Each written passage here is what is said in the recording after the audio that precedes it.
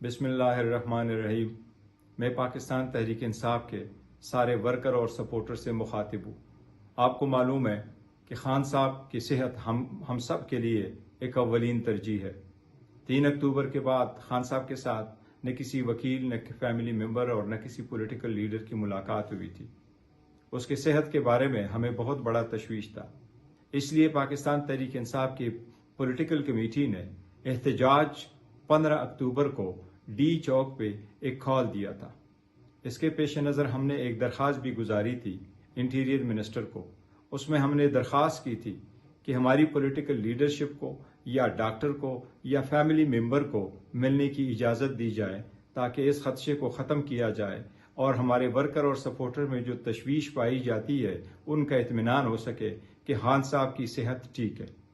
اسی دوران آپ کو معلوم ہے کہ سی او کی کانفرنس بھی ہونے جا رہی ہے اور ہمارے الائنس نے بھی ہم سے درخواست کی تھی کہ آپ اس احتجاج کی کال کو مؤخر کریں۔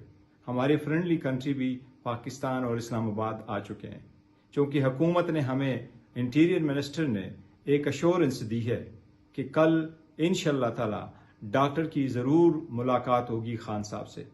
اس ایشورنس کے بنا پہ مجھے جب کہا گیا تو میں نے مشاورت کے لیے ٹائم مانگا۔ اس سفر کو ہم نے پولیٹیکل کمیٹی اور ایپیکس کمیٹی پاکستان تحریک انصاف کے درمیان رکھا۔ پاکستان تحریک انصاف کی قیادت اور پولیٹیکل کمیٹی نے یونانیمسلی اس بات کو قبول کیا اور اس کے پیش نظر ہم کل کے احتجاج کو مؤخر کرتے ہیں۔